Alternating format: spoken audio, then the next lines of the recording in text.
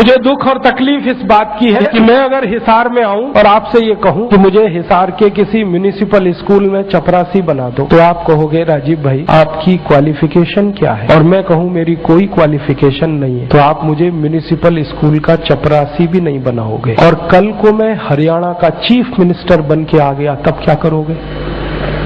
उसी zero qualification पर मैं हरियाणा का अगर चीफ मिनिस्टर बनकर आया तो आप मेरे गले को मालाओं से लाद दोगे और जिंदाबाद इतनी करोगे तो सारा शहर बहरा हो जाए। ये विडंबना है हमारे देश की। जिस व्यक्ति को मिनिमम क्वालिफिकेशन के आधार पर किसी स्कूल का चपरासी नहीं बनाया जा सकता, वो व्यक्ति मुख्यमंत्री हो सकता है, राज्यपाल हो सकता है, प्रधानमंत्री हो सकता है, राष्ट्रपति हो सकता है। विडंबना इस देश की पता है क्या है? जिस व्यक्ति ने जिंदगी में कभी खेत में हल नहीं जोता वो कृषि मंत्री। सालों साल इस देश में शिक्षा मंत्री ऐसे लोग रहे जो कभी स्कूल नहीं गए पढ़ने के लिए। मैं बस नाम नहीं ले रहा हूं, बाकी आपको सब पता है। इस देश में एक व्यक्ति ने जिंदगी में कभी चाय की दुकान नहीं चलाई, वो देश का वर्षों वाणिज्य मंत्री रहा जिसने दुकान नहीं चलाई कभी।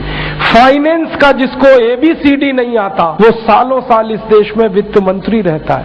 जिसने कभी अपने बेटे और बेटियों को भारत की सेना के लिए भेजा नहीं कुर्बान होने को, वो देश का रक्षा मंत्री हो सकता है। और जिसको अपनी रक्षा करने के लिए सैकड़ों जवान लगते हैं वो देश की क्या रक्षा करेगा? सोचो आप।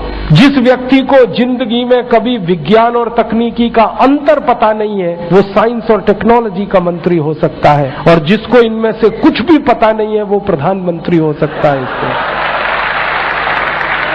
ये विडंबना है हमारे देश की। अज्ञानी व्यक्ति ज्ञानियों पर शासन कर सकता है, और हमारे शास्त्रों में कहा गया है, वेदों में कहा गया है कि अज्ञानी व्यक्ति जब ज्ञानियों पर शासन करे तो समझ लेना देश और समाज का बंटाधार ही होना है। हमारे देश में यही हो रहा है। हर अज्ञानी ऐरा गहरा नत्थू खैरा जो किसी नेता की चप्पलें उठाता था, जो किसी के जूतों में पॉलिश करता था, जिसने कभी किसी नेता के घर में रोटियां बना के खिलाई, वो राष्ट्रपति पद तक लोग पहुंचे हैं। ऐसी स्थिति हमारे देश में। उनकी क्वालिफिकेशन ही एक है कि कभी किसी बड़े नेता के रसोई में रोटियां बना के खिलाई तो राष्ट्रपति हो जाओ भैया। ऐसी बंदर बांट मची है इस देश में। और ये उस देश में जिसकी आजादी के लिए 7,32,000 लोग कुर्बान हुए, उस देश में। मुझे बहुत दुख होता है, तकलीफ होती है। अभी एक सच्ची घटना मेरे साथ घटित हुई। मैं एक दिन कानपुर गया था, तो कानपुर के रेलवे स्टेशन पे उतरा। उतरने के बाद शहर में बाहर आने के लिए नीचे पुल पर से उतर के आया तो एक छोटी सी चाय की दुकान थी। उस पर एक बेटी और एक माँ और एक छोटा सा बेटा आपस में बात कर रहे थे। वो क्या बात कर रहे थे? वो कह रहे थे, माँ हम गरीब क्यों हैं? तो कान में मेरे शब्द पड़ गए। मैंने कहा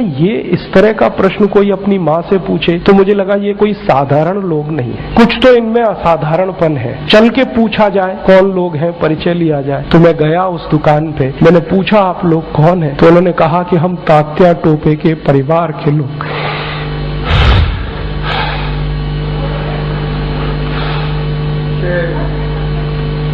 हमारे देश में